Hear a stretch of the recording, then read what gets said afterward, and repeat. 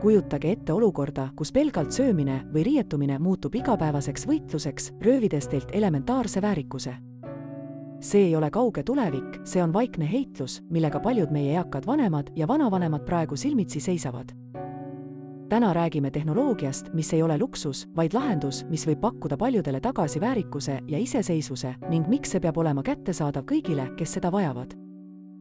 Iisraeli eakad elanikud seisavad iga päev silmitsi näiliselt lihtsate väljakutsetega: söömine, pesemine, riietumine ja isikliku hügieeni hoidmine. Paljude jaoks muutuvad need põhilised tegevused keeruliseks ülesandeks, mis nõuab pidevat abi. See mitte ainult ei vähenda nende iseseisvuse tunnet, vaid kahjustab sageli ka nende eneseväärikust. Kuid lisaks füüsilisele raskusele on olemas ka keeruline majanduslik reaalsus. Paljud eakad elavad madala sissetulekuga ja sõltuvad mõnikord peamiselt puudetoetustest. Selle tagajärjel jäävad arenenud lahendused, mis võiksid nende elukvaliteeti oluliselt parandada, näiteks terapeutilised robotid, enamikule neist kättesaamatuks. Ja see on häbi, sest terapeutilised robotid ei ole luksus. Nad on tegelikkust muutev lahendus.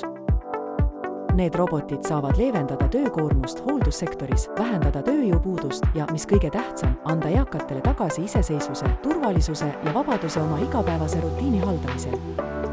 See on tehnoloogia, mis annab inimestele tagasi võime elada väärikalt. Need ei ole ulmefilmist pärit vidinad, vaid praktilised abilised, mis aitavad näiteks meditsiinilisi protseduure meelde tuletada, liikumisel toetada või isegi lihtsamate toimetustega abiks olla. On aeg muuta meie suhtumist.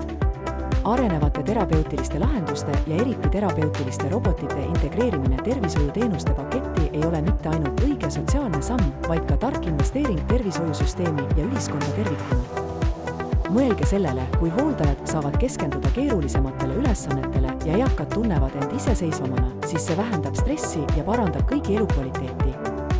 See tähendab, et vähem inimesi tunneb end koormatuna ja rohkem inimesi elab täisväärtuslikku elu. See on investeering tulevikku, kus meie vanemad saavad vananeda kodus, tunda end turvaliselt ja iseseisvana, ilma et see koormaks ülemäära nende perekondi või riigi rahakotti.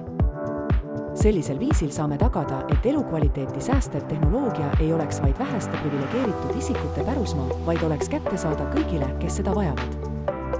Sest iseseisvus, väärikus ja elukvaliteet ei ole privileeg. Need on põhiõigus. Meie kohus on luua ühiskond, kus keegi ei jää maha ja kus tehnoloogia teenib inimkonda, andes tagasi selle, mis meile kõigile kuulub. Seega, palun kaaluge seda ettepanekut tõsiselt. Uurige seda teemat lähemalt ja aidake meil luua helgemat tulevikku.